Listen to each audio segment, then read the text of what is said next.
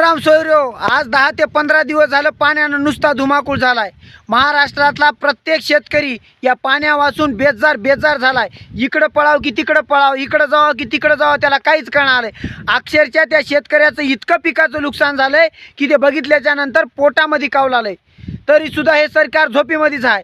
हे 3 कांड्याचं आणि 6 अंडाचं सरकार झालंय.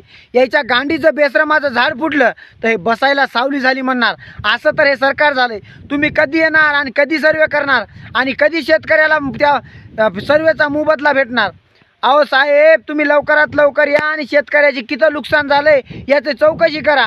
आता तुम्हाला काय कर्मचाऱ्याला घराच्या बाहेर निघू वाटणं आलंय का? तर की तुम्हाला पाऊस पडायला, पण आम्हा शेतकऱ्याचं काय, आमच्या नुकसानीचं काय, आम्हाला कोण वाली आहे काय? असंच मरून जावं वरून गळे घसले साहेब.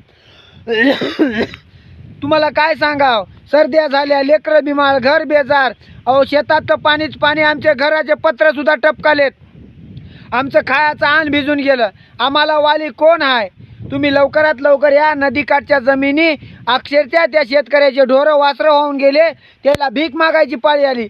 अहो आमचे अवजार सगळे शेतीचे सगळे वाहून गेले. हो साहेब, किती वेळ लावता? आता लवकरात लवकर या.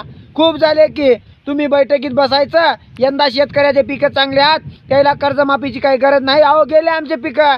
मी तुम्हाला पहिलेही सांगलो होतो, शेतकऱ्याच्या पोटामध्ये हातात आलेला घास पोटामध्ये जाऊ ज्याची काही खरं नाही. शेतकऱ्याची हीच तर खरी दशा दे साहेब.